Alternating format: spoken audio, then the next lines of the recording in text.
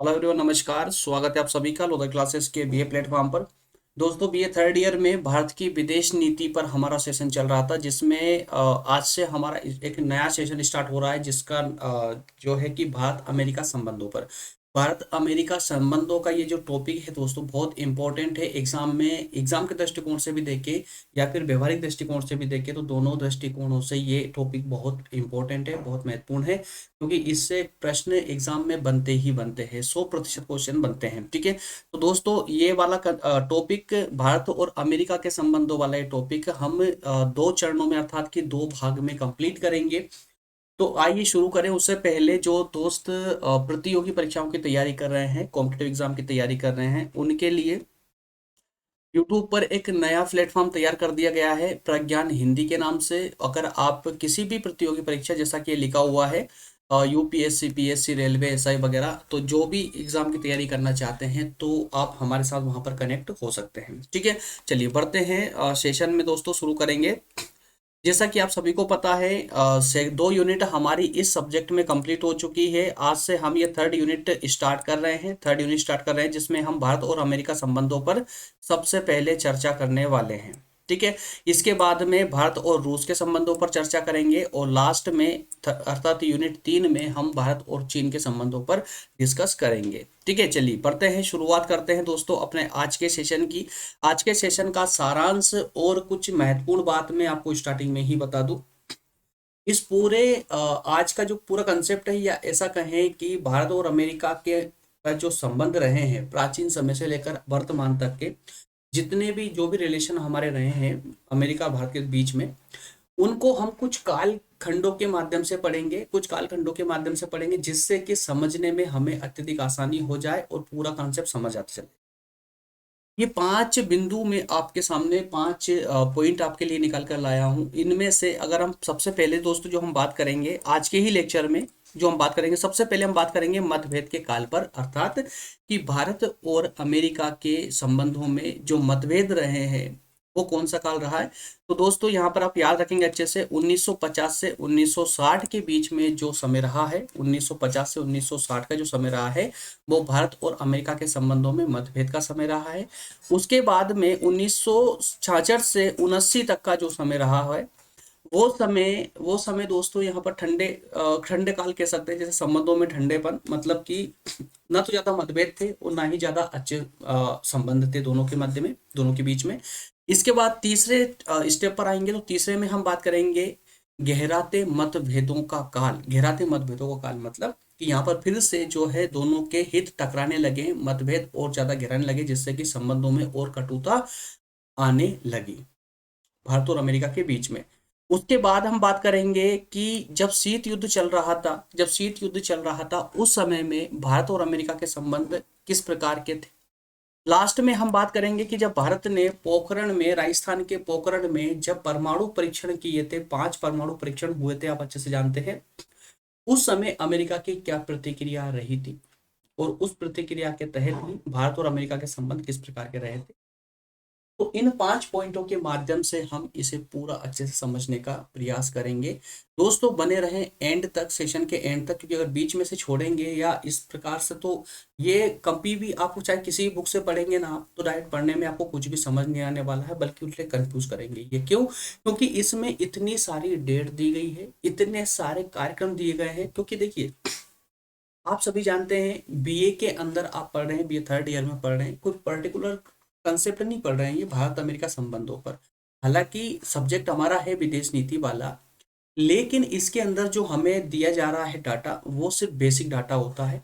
और basic data में जब आप बुक से पढ़ेंगे तो पढ़ने में इतनी सारी डेट आएगी आपके सामने, इतने सारे मुद्दे आएंगे कि उनको एक साथ याद रखना मतलब बहुत मुश्किल काम हो जाता है। इसी कारण से दोस्तों इसको मैं कुछ इस प्रकार से आपके लिए बनाकर लाया हूं कि अलग अलग काल के अनुसार जब आप पढ़ेंगे तो आपको ये डाटा याद भी रहेगा, और आप उसको आसानी से, बहुत ही आसानी से, आसान शब्दों के साथ समझ भी पाएंगे। और जब कोई कंसेप्ट समझ आ जाता है तो उसको भूलना आसान नहीं होता, आसानी से आपको वो याद रहता है।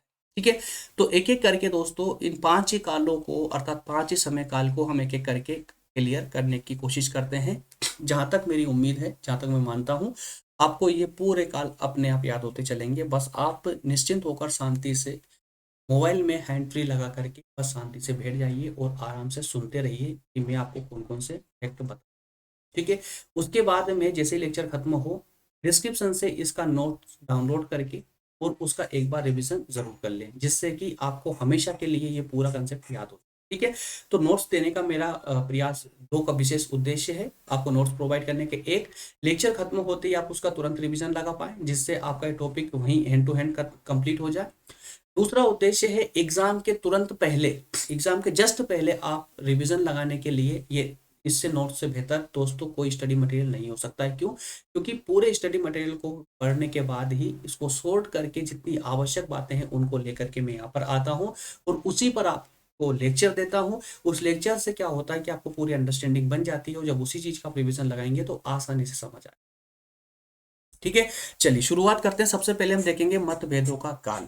तो दोस्तों ये कहानी कुछ प्रारंभिक समय की है, जब अमेरिका आजाद होकर के एक शक्ति के रूप में उभरने लगा था।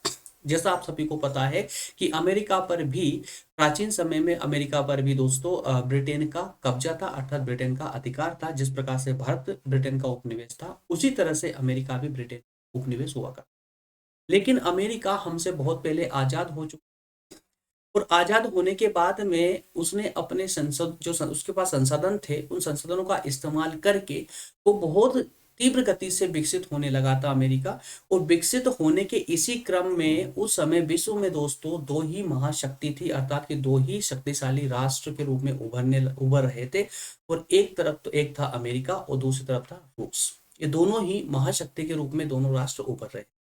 उसी समय की कहानी है, उसी समय की कहानी है। इसी दौर में, महाशक्ति बनने के इसी दौर में अमेरिका ने क्या किया कि अमेरिका चाहता था कि अधिक से अधिक देशों को अपने साथ मिला लिया जाए और इस साथ मिलाने की लालसा में ही उसने एक प्रोग्राम फिक्स किया। उस प्रोग्राम को उन्होंने गठबंधन बोला। गठबंधन अर्थात कुछ देशों का गठबंधन या कुछ देशों का समूह। तो उस समूह में मिलाने का ही प्रयास अमेरिका करने लगा, काफी सारे देशों को मिला भी लिया। ठीक है। पश्चिम में, पश्चिम की ओर। अब ऐसे समझिए, छोटा सा हम थोड़ा सा जो है थोड़ा सा इधर ध्यान देंगे आप लोग। इस समझिए कि हम मान लेते हैं दोस्तों ये चार दिशा है ना, मानने की जरूरत नहीं होती है ना। इधर है कौन से, ईस्ट, वेस्ट, ठीक है, नॉर्थ, साउथ, नॉर्थ साउथ हम ऐसे मान लेते हैं। सॉरी माफ करना, इसको हमने उल्टा ले लिया। ये इधर आएगा ईस्ट, ये आएगा वेस्ट और ऊपर ये रहेगा नॉर्थ और ये रहेगा साउथ। ठीक है। सॉरी, बोलने का क्रम जो रहता ना ईस्ट वेस्ट, इस कारण से ये हो गया था। तो अब समझिए ये ऊपर क्या है, नॉर्थ है आपका, अर्थात कि उत्तर है। एक बार हिंदी में रिपीट कर देता हूं। ये है पूर्व, ये इधर पश्चिम, ऊपर उत्तर और यहाँ पर ये नीचे दक्षिण। ठीक है। अब हम पूरे विश्व के मैप को इसके अनुसार समझने की कोशिश करते हैं। देखिए अब जो हमारे भारत की स्थिति है, इसके अनुसार भारत की स्थिति दोस्तों कुछ यहाँ पर है, यहाँ पर भारत है। ठीक है। अमेरिका की स्थिति कहां पर है, यहां पर अमेरिका है। रूस कहां पर है, यहां पर रूस है। ठीक है ना। तो अमेरिका, यूरोप और जितने भी देश है यहाँ पर, Britain Britain Britain France, Italy, Germany, ये सब यहाँ पर ही अवस्थित है, इधर ही। ठीक है। तो अब इंडिया के लिए ये कौन से देश कहलाएंगे दोस्तों, कौन सी दिशा में है, ये पश्चिम में। ठीक है ना।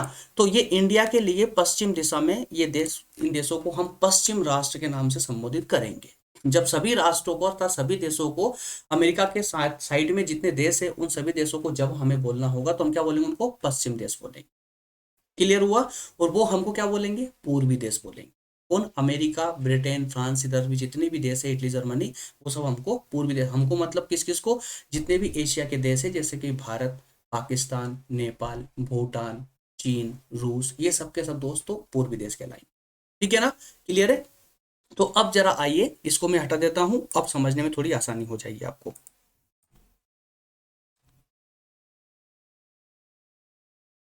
चलिए, तो अब कहानी कुछ ऐसी रहती है कि ये पश्चिमी देश, ये पश्चिमी देशों को तो इसने, अमेरिका ने अपने साथ काफी सारे देशों को मिला लिया, लगभग 90% से भी ज्यादा देशों को इन्होंने मिला लिया अपने साथ। अब ये इधर मिलाने के बाद में अब बढ़ता है पूर्वी देशों की ओर, अमेरिका। अब जैसे ही पूर्वी देशों की ओर बढ़ता है तो भारत के कान खड़े हो जाते हैं। क्यों हो जाते हैं, वो उसका विशेष कारण ये है कि भारत ने शुरू से ही गुट निरपेक्षता की नीति का पालन किया। गुट निरपेक्षता की नीति क्या होती है कि हम किसी भी संगठन में नहीं मिलेंगे, हम पृथक रहेंगे, स्वतंत्र रहेंगे, हम हमारे अनुसार कार्य करेंगे, हम किसी के साथ नहीं मिलेंगे। लेकिन इसका अर्थ यह नहीं है कि हम किसी से शत्रुतापूर्ण व्यवहार करेंगे। हम चाहे 2 गुट हो या 10 गुट हो, हम सभी गुटों के लिए समान रहेंगे, सभी से समान रूप से व्यवहार करेंगे। इसको बोलते हैं असंलग्नता की नीति या गुट निरपेक्षता की नीति। ठीक है ना। तो भारत ने इस नीति का हमेशा से पालन किया। लेकिन जब अमेरिका इधर आना हुआ, अमेरिका जब अपने गठबंधन में, संगठन में चीन को और रूस को, विशेष करके चीन और रूस के की और उसने दृष्टि डाली, विशेषकर चीन के प्रति, जब चीन को अपनी ओर मिलाना चाहा, वैसे ही भारत ने तीखी प्रतिक्रिया देना प्रारंभ कर दी। ठीक है। यहीं से फिर से एक मतभेद स्टार्ट हो जाते हैं भारत और अमेरिका के संबंधों के बीच में। ठीक है। अब थोड़ा सा स्लाइड को हम पढ़ेंगे, इससे हमारा पूरा जो बचा हुआ है वो क्लियर हो जाएगा। 50 के दशक के प्रारंभिक वर्षों में अमेरिकी विदेश सचिव जॉन फॉस्टर, कौन थे? सर जॉन फॉस्टर अमेरिका के विदेश सचिव थे। जैसे हमारे यहाँ विदेश मंत्री होते हैं ना, ऐसे अमेरिका में सचिव बोलते हैं उसको। ठीक है। अमेरिकी विदेश मंत्री को क्या बोलते हैं? अमेरिका में विदेश सचिव, है ना। उन्होंने अमेरिकी गठबंधन, ये वही गठबंधन है जो उन्होंने बनाया था, अमेरिकी गठबंधन व्यवस्था को चीन सोवियत रेखा के दक्षिण में फैलाने का प्रयास किया। कहां पर? चीन चीन और सोवियत रेखा, चीन और सोवियत, जो चीन ऊपर रूस है, नीचे चीन है, तो रूस मतलब वही सोवियत संघ, है ना। अब इसमें दोनों में क्या डिफरेंस है आगे बताऊंगा मैं। तो सोवियत संघ अर्थात रूस और चीन के बीच में के नीचे जितने भी राष्ट्र थे उधर फैलाने की इसने कोशिश की, अमेरिका ने। यह वह समय था जब भारत के दोनों साम्यवादी राष्ट्र, कौन कौन? रूस और चीन से भारत के बहुत अच्छे संबंध थे। ये उस समय का समय था जब भारत से रूस से भी अच्छे संबंध थे भारत के, और चीन से भी अच्छे संबंध थे।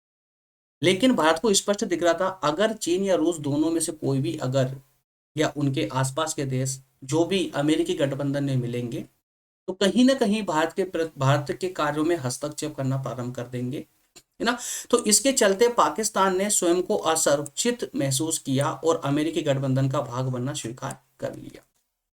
स्टार्टिंग में क्या हुआ कि अमेरिका का जो रुख था वो चीन की ओर अधिकतम था, है ना। अमेरिका का जो रुख था वो चीन की ओर अधिकतम था। इस कारण से दोस्तों, उसने अर्थात अमेरिका ने जो है चीन को ज्यादा लाभान्वित किया अपनी ओर मिलाने के लिए। भारत ने उसकी प्रतिक्रिया की। इसी पूरे क्रम में पाकिस्तान को लगा कि अगर चीन या भारत या उसके जितने भी देश है, अगर ये अमेरिकी गठबंधन में मिल गए और अगर मैं पृथक रह गया, तो कहीं ना कहीं पाकिस्तान के हितों को हित जो है प्रभावित हो सकते हैं। इस कारण से पाकिस्तान पहले ही बढ़ करके और खुद आगे चल करके और अमेरिका के गठबंधन में शामिल हो गए। ठीक है।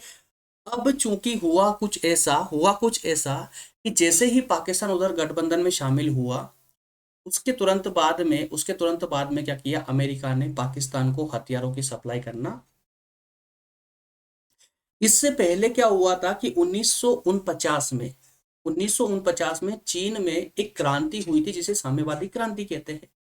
उससे पहले चीन में कोई अन्य शासन व्यवस्था हुआ करती थी। जब साम्यवादी क्रांति हुई तो उसके तुरंत बाद में जो है, साम्यवादी क्रांति होने से वहां साम्यवादी क्रांति होने से और चीन में साम्यवादी सरकार स्थापित होने से अमेरिका का जो सपना था चीन को गठबंधन में मिलाने का, वो वहीं धराशायी हो गया। अब जैसे ही अमेरिका को लगा कि अब हम चीन को अपनी ओर नहीं मिला सकते, तो अमेरिका ने भारत की ओर रुख किया, भारत की ओर दृष्टि डाली। लेकिन भारत ने स्पष्ट शब्दों में इनकार कर दिया कि नहीं साहब, हम किसी गठबंधन में शामिल नहीं होंगे। जब भारत ने भी उसको इनकार कर दिया, तो फिर भारत के और नीचे उतरने लगा और फिर गया वो पूरे जितने भी दोस्तों इंडोनेशिया, फिलीपींस, है ना, इन देशों की ओर उसने अपना रुख किया। उधर रुख करने से उन देशों को डिस्टर्ब करना प्रारंभ कर दिया। तब भारत ने और कड़ी प्रतिक्रिया करना प्रारंभ कर दिया। भारत ने कहा कि आप एक ऐसे क्षेत्र को डिस्टर्ब कर रहे हो, अर्थात एक ऐसे क्षेत्र में युद्ध की भावना जगा रहे हो जिसने कभी युद्ध नहीं लड़ा, जहां पर हमेशा शांति का क्षेत्र रहा है। और वो शांति का क्षेत्र रहा है। और हमारे पूरा अर्थात पूरे विश्व का जो समुद्री व्यापार होता है वो उन्हीं क्षेत्रों से होकर होता है। अगर उन क्षेत्रों में युद्ध की भावनाएं जग गई, हथियार सप्लाई हो गए, गठबंधन में मिल गए, तो विश्व के आधे राष्ट्र कम से कम वहां से व्यापार नहीं कर पाएंगे। तो भारत ने इस प्रकार से उसका विरोध करना स्टार्ट किया। लेकिन अमेरिका कहाँ मानने वाला। अब अमेरिका उस समय, अमेरिका के सामने कोई अच्छा खासा प्रतिद्वंदी है ना। तो इसी क्रम में दोस्तों अब जरा आइए स्लाइड को देखिए, अब कहानी पूरी और बहुत अच्छे से समझ आती चलेगी। इस प्रकार दोनों देशों के मध्य पहला मतभेद सुरक्षा नीति के प्रश्न पर उभर कर सामने आया, सुरक्षा नीति के प्रश्न पर, ठीक है ना। एक और अमेरिका गठबंधनों की श्रृंखला, एक और कौन थे, अमेरिका के गठबंधन थे द्वारा सोवियत संघ को परिसीमित करना चाहता था। क्या करना चाहता था अमेरिका, अपना गठबंधन बना करके रूस को घेरना चाहता था या रूस को परिसीमित करना चाहता था, रूस की शक्तियों को कम करना चाहता था, ठीक है। वहीं दूसरी ओर भारत जो है इस बात से बहुत अच्छे से परिचित था कि पश्चिमी शक्तियां एशिया के पिछले दरवाजे से घुसने का प्रयास कर रही। कौन सा पिछला दरवाजा, पाकिस्तान, पाकिस्तान, उसके बाद में अफगानिस्तान, इन छोटे छोटे राष्ट्रों को, इन कमजोर राष्ट्रों को अपने गठबंधन में मिला करके वहां से एशिया में घुसने का प्रयास कर रही है पश्चिमी शक्तियां, अर्थात की अमेरिका, ठीक है। और इसी समझ के कारण ही भारत ने गुटनिरपेक्षता की नीति अपनाई थी और उन्होंने स्पष्ट इनकार किया था, ठीक। चीन में साम्यवादी क्रांति से पहले अमेरिका चीन को अपना मित्र बनाना चाहता था। कब, साम्यवादी क्रांति जब हुई थी 1949 में, उससे पहले। लेकिन चीन में 1949 में साम्यवादी क्रांति होने के बाद अमेरिकी विदेश नीति निर्माताओं ने, अमेरिका में विदेश नीति बनाने वालों ने ये भूमिका भारत को देने का प्रयास किया। किसको, भारत को, कि जो चीन को अपनी ओर मिलाना चाहते थे, अब उनका रुख भारत की ओर गया कि भारत को अब इसमें मिलाया जाए। लेकिन भारत ने साफ शब्दों में इनकार कर दिया और गठबंधन का उन्होंने स्पष्ट विरोध कर दिया, मतलब स्पष्ट इनकार, ठीक। अब अमेरिका के पास में चीन भी हाथ से चला गया, भारत भी चला गया। अब क्या बचा भाई, फिर से मैं एक छोटे से मैप का इस्तेमाल करूंगा जो हमने पिछली बार बनाया था, यही है ना, पूरब पश्चिम, पूरब पश्चिम उत्तर दक्षिण, ठीक है, उत्तर दक्षिण। तो दोस्तों ये भारत की अवस्थिति, ये अमेरिका, पहले अमेरिका ने चीन पर को फोकस किया, चीन को फोकस किया जो कि यहाँ पर अवस्थित है भारत के जस्ट ऊपर, चीन को फोकस किया। चीन में साम्यवादी क्रांति होने से चीन का ऑप्शन चला गया, अमेरिका का रुख फिर भारत की ओर गया, भारत ने स्पष्ट शब्दों में इनकार कर दिया। अब चूंकि ये पूरा जो एशिया क्षेत्र है, ये एशिया महाद्वीप है, अब एशिया में अमेरिका को अपना प्रभाव जमाना था। तो अब उसने क्या किया कि जब इस शक्तिशाली राष्ट्रों ने स्पष्ट पहले से ही मना कर दिया, या कहें किसी प्रकार से ये अमेरिका की नीति विफल हो गई, तो अमेरिका कहाँ हार मानने वाला था, उसने फिर अपना रुख सीधे सीधे दोस्तों इन राष्ट्रों की ओर किया जो यहाँ पर अवस्थित है, भारत के दक्षिण में अवस्थित है। और यहीं पर दोस्तों इंडिया जो है, इंडोनेशिया, फिलीपींस, श्रीलंका है ना, ऑस्ट्रेलिया, ये सब देश यहीं पर अवस्थित है। तो इन पर फोकस किया उसने अपनी ओर मिलाने के लिए। अब कहानी कैसी रहती है, जरा आगे आइए। तो अमेरिका के एशिया में अपने प्रभाव को जमाने का एक ही तरीका बचा था, और वो था एशिया के छोटे राष्ट्र, छोटे राष्ट्र, कि अब छोटे राष्ट्रों को अपने गठबंधन में मिलाया जाए, ठीक है ना। अच्छा, इसको हटाना पड़ेगा, इसको इरेज कर देते हैं एक, तो बाबू चलिए। तो इसके तुरंत अब क्या होता है कि 1954 में जब सीटों की स्थापना हुई तो पाकिस्तान इसका सदस्य बना और नेहरू ने इसकी तीखी प्रतिक्रिया की। उन्होंने अमेरिका पर आरोप लगाया कि वह टर्की फिलीपींस तक शक्ति शून्यता के क्षेत्र को अपने समर्थकों से भरने का प्रयास कर रहा है। तो जैसा मैंने आपको बताया कि वही शक्ति शून्यता, मतलब कि इन क्षेत्रों ने पहले कभी कोई युद्ध नहीं लड़ा, इनमें कभी भी इस प्रकार की स्थिति उत्पन्न नहीं हुई कि इनको युद्ध की भावना भी इनके अंदर जागृत हुई हो। तो ये शांति प्रिय क्षेत्र रहा है, तो इसको कृपया करके डिस्टर्ब ना करें। लेकिन अमेरिका ने किया, और इसी बात को लेकर के भारत ने उसका विरोध किया था, है ना। तो इस प्रकार शीत युद्ध और पश्चिमी सुरक्षा गठबंधनों के विरोध में भारत की गुटनिरपेक्ष शक्ति सक्रिय हो गई और भारत को सोवियत संघ के परिसीमन की अमेरिकी नीति रास नहीं आई। भारत राष्ट्रों के मध्य भिन्नता को स्वीकार करते हुए राष्ट्रों के मध्य शांतिपूर्ण सहअस्तित्व और सहयोग को स्वीकार करता था। तो कुल मिलाकर ये कि भारत ने अमेरिका की इस नीति का भरकस विरोध किया, विरोध करते हुए उन्होंने सभी देशों में शांतिपूर्ण सह अस्तित्व की भावना को स्वीकार करते हुए कूटनिरपेक्षता की नीति का पालन किया। ये पूरी कहानी दोस्तों 1949 से 1960 तक की रही, और इन्हीं कारणों से दोनों देशों के बीच में जो है मतभेद बना रहा।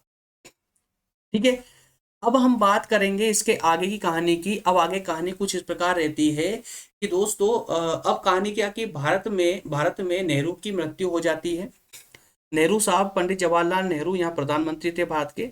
अब उनकी मृत्यु के बाद में जो दूसरे प्रधानमंत्री बनते हैं उनका नाम होता है लाल बहादुर शास्त्री, लाल बहादुर शास्त्री जी, जो कि आपको ये पिक्चर में दिख रहे हैं, पिक्चर में दिख रहे हैं दोस्तों। ये दिखने में थोड़े छोटे कद के लगते हैं, लेकिन इनके कारनामे नेहरू से भी बड़े रहे। कारनामे बहुत खतरनाक थे, बहुत मतलब एक निडर प्रकृति के नेता थे ये, और बहुत ही कारगर साबित हुए थे, बहुत ही कारगर थे। अब आप कैसे समझते हैं दोस्तों कि उस समय भारत की उभरने की स्थिति थी। भारत कमजोर राष्ट्रों की श्रेणी में आता था, क्योंकि अभी अभी आजाद हुआ था, ज्यादा समय हुआ नहीं था। तो स्थिति आर्थिक रूप से, सामाजिक रूप से, प्रत्येक क्षेत्र में, व्यापारिक क्षेत्र में, हर क्षेत्र में कमजोर स्थिति में था भारत। तो उस स्थिति में चाहे कितना जितना अधिक प्रबल नेता होगा, उसकी आयु उतनी कम हो जाती है ना। जैसे कि नेहरू साहब के बाद में जब शास्त्री जी प्रधानमंत्री बने, तो ये एक बहुत ही प्रबल नेता के रूप में उभरे। हालांकि जब इन्होंने पद संभाला था तो उस समय इनकी काफी आलोचना हुई थी, जनता ने भी काफी अपनी नकारात्मक प्रतिक्रिया दी थी इनके विरुद्ध में। लेकिन जब इनके कार्यों को देखा तो सारी जनता का हृदय मतलब कि एकदम उनमें ना एक जोश जाग उठा कि यार क्या काम कर रहा है बंदा। लेकिन लेकिन इसी बीच में जब भारत पाकिस्तान का युद्ध हुआ था 1965 में, उस युद्ध के तुरंत बाद में इनकी एक संधि हुई थी, जिस संधि को बोला गया था ताशकंद, मतलब रूस के ताशकंद में एक समझौते, एक संधि हुई थी, है ना। तो जब ताशकंद में समझौते के लिए गए थे, तो वहीं पर इनकी मृत्यु हुई थी, और वो मृत्यु आज तक एक राज बनकर रह गई है। आज तक उसका खुलासा नहीं हो पाया कि इनकी मृत्यु आखिर हुई कैसे थी, किसी षड्यंत्र का शिकार हुए थे, ये क्योंकि इनका एक अलग ही स्वभाव था। तो इनकी मृत्यु एक अलग ही, मतलब एक आज तक एक राज के रूप में, और आज तक कोई खोलना भी नहीं चाहता उस राज को। हो सकता है कि अंतरराष्ट्रीय हितों में टकराव स्टार्ट हो जाए वापस से, है ना। तो अब जरा आइए एक बार स्लाइड को पढ़ते हैं, समझते हैं इसको आगे चल करके, और एक व्यावहारिक रूप से इसको भी कहानी के रूप में समझने की कोशिश करते हैं। तो भारत में नेहरू की मृत्यु के बाद में शास्त्री जी जो है, शास्त्री जी प्रधानमंत्री बने, और शास्त्री जी ने भी उनकी नीति को ही आगे बढ़ाया। किनकी नीति को? नेहरू जी की नीति को।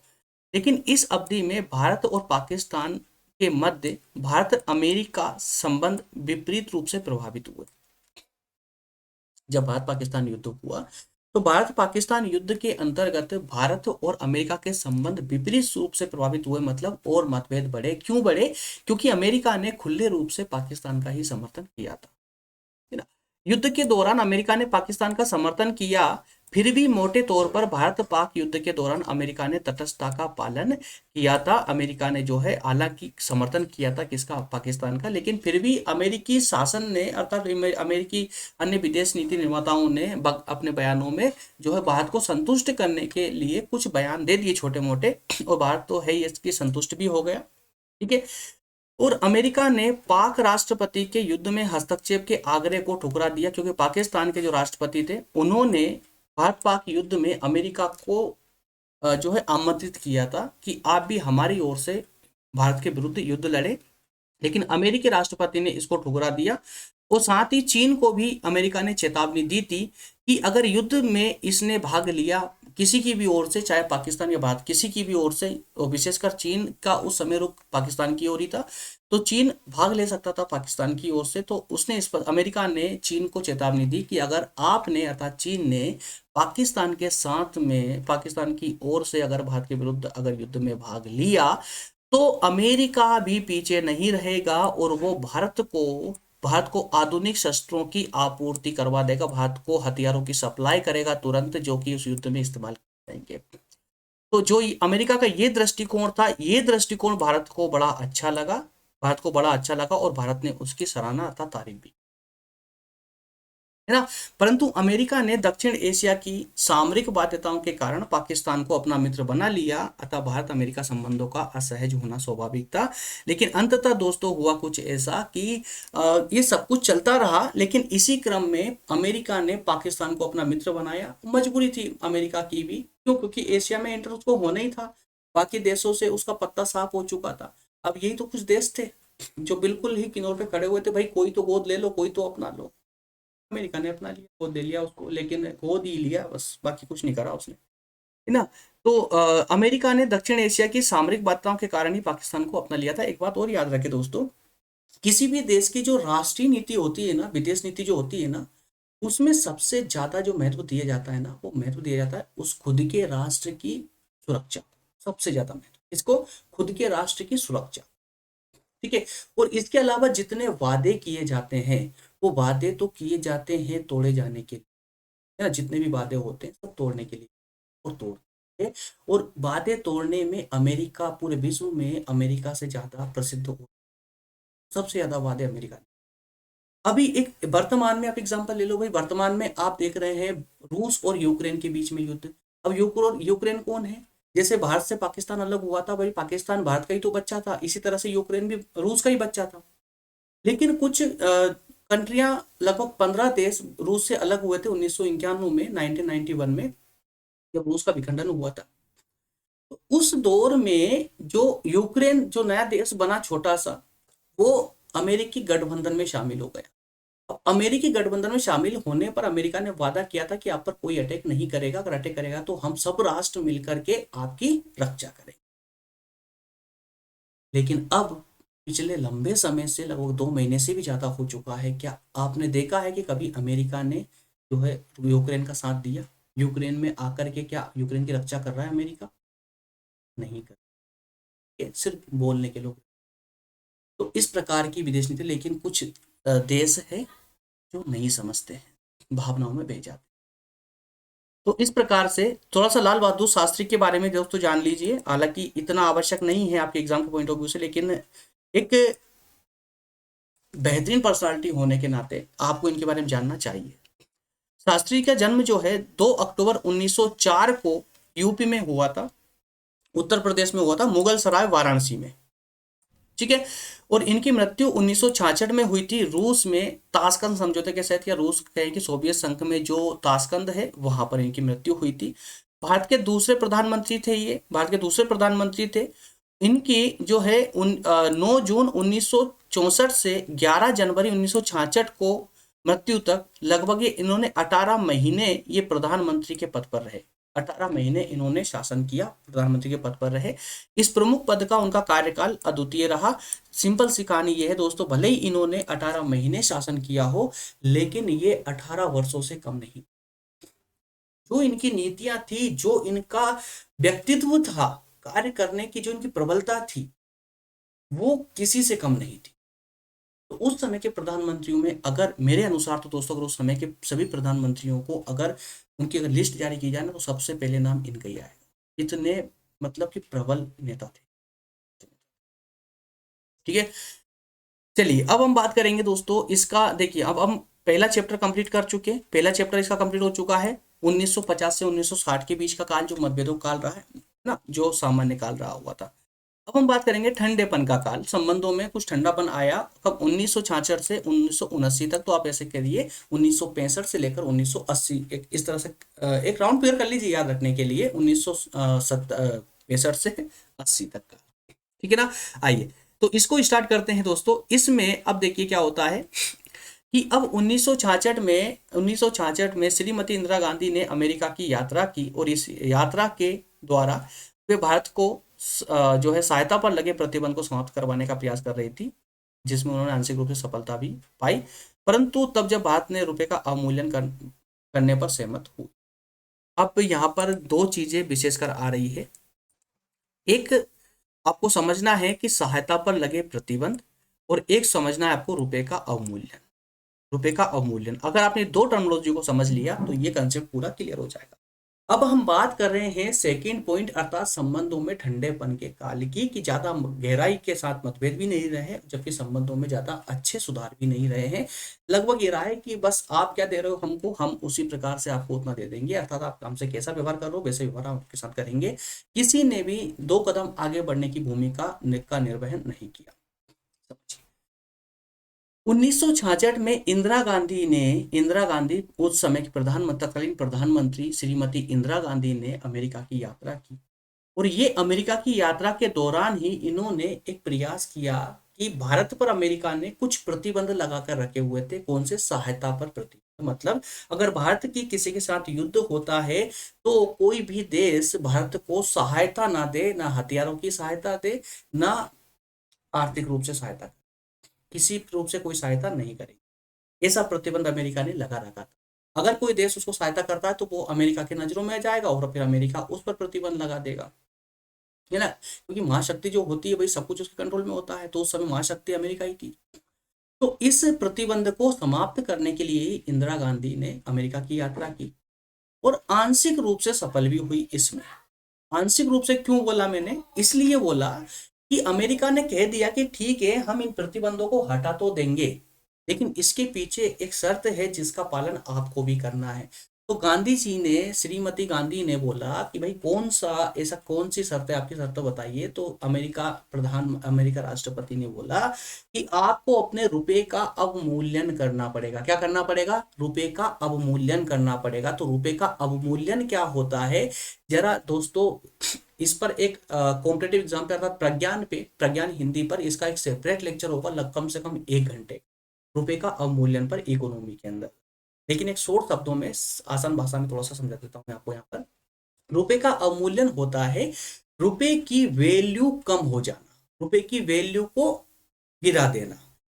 रुपए की वैल्यू देश के अंदर तो वही रहेगी, देश के अंदर तो वही रहेगी, लेकिन बाहर जब विश्व के अन्य देशों में उसका व्यापार करेंगे तो उसकी वैल्यू गिर जाएगी, गिर जाएगी।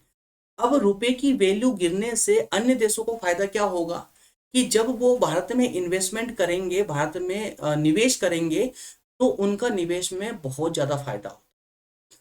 जैसे मान लेते हैं कि अमेरिका की किसी कंपनी को भारत में आकर एस्टेब्लिश होना है।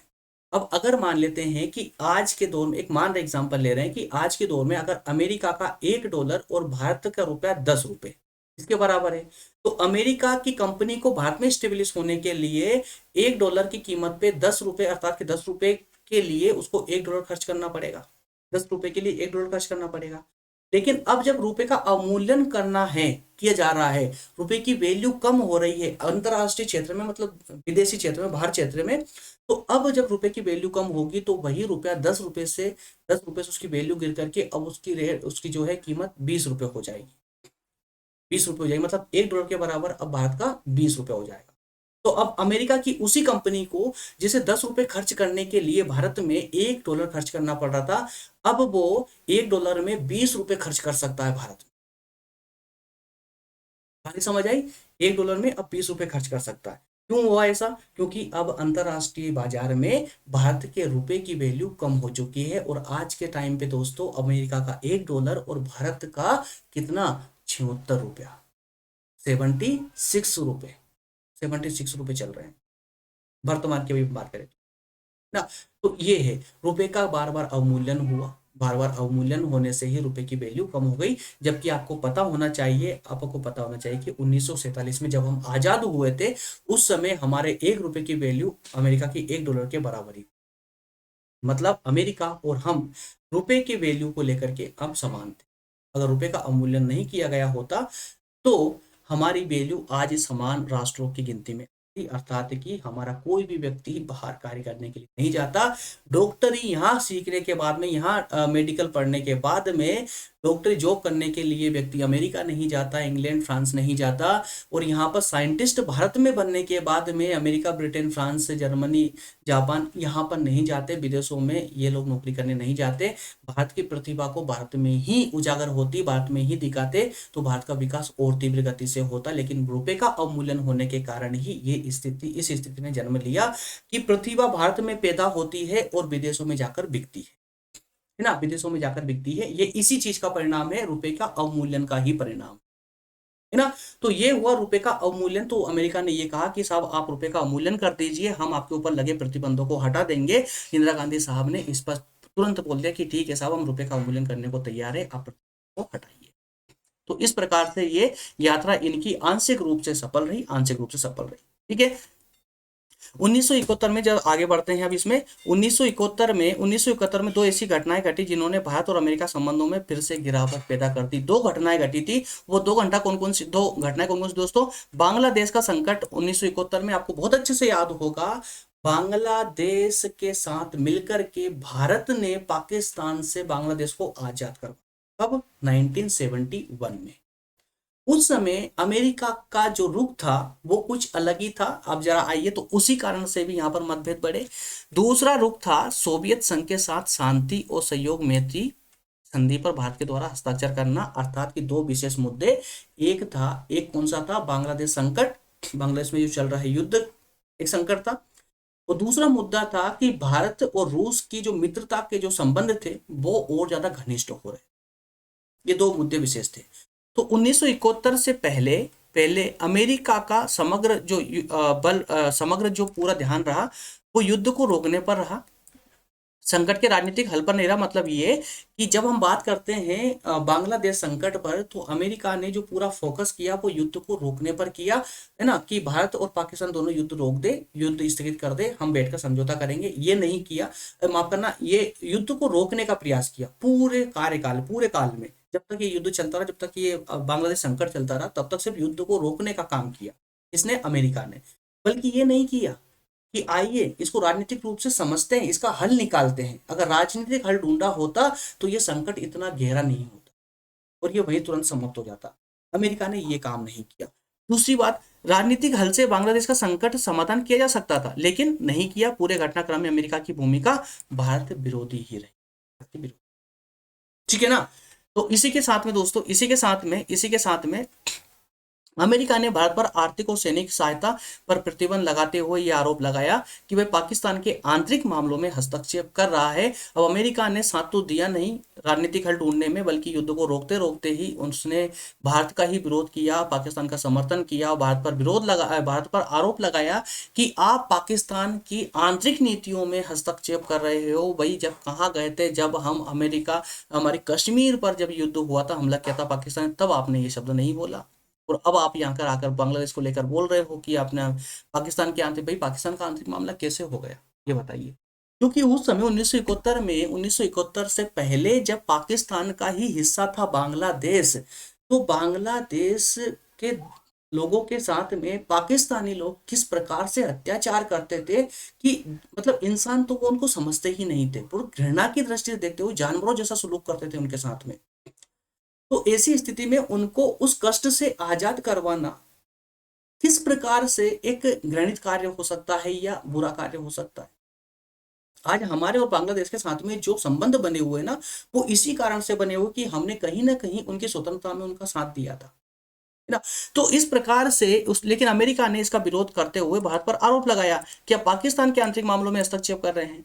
तो अमेरिका ने कहा कि वह नहीं चाहता कि भारत किसी भी ऐसी शक्ति का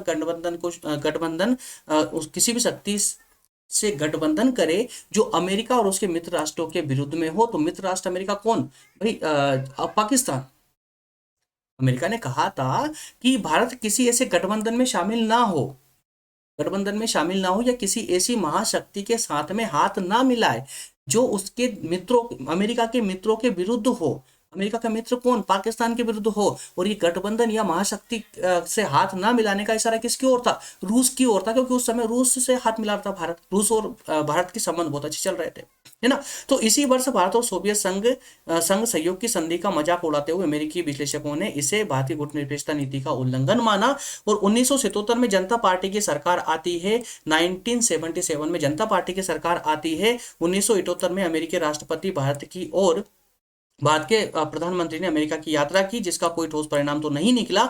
दूसरी परमाणु अप्रसार संधि के मसले पर दोनों देशों के बीच में मतभेद फिर से उभरने लगे और भारत ने इस संधि पर हस्ताक्षर करने से साफ साफ इनकार कर दिया। परमाणु अप्रसार संधि, इसको आगे और बहुत अच्छे समझने वाले हैं, ठीक है, आगे बहुत अच्छे समझेंगे। ये 3rd नंबर के पॉइंट पे हम अच्छे समझेंगे इसको, ठीक है। तो इस प्रकार दोस्तों दो कंसेप्ट हमारे क्लियर होते हैं। अब एक बार अपन थोड़ा सा कैमरा चेक कर लेते हैं कि कैमरा चल रहा है या फिर बंद हो चुका है, क्योंकि बीच में काफी सेशनों में ऐसा हुआ है कि कैमरा बंद हो गया था। ठीक है, चल रहा है अभी तक, कोई दिक्कत नहीं आ रही है।